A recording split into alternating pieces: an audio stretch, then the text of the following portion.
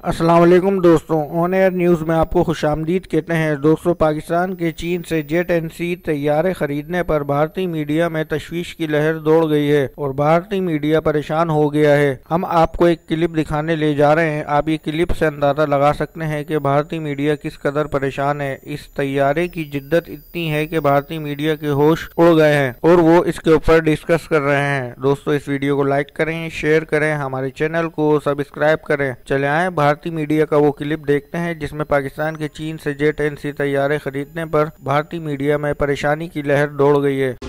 पाकिस्तान चीन से जेट-एन-सी fighter jet की एक पूरी स्क्वाड्रन खरीदने जा रहा है।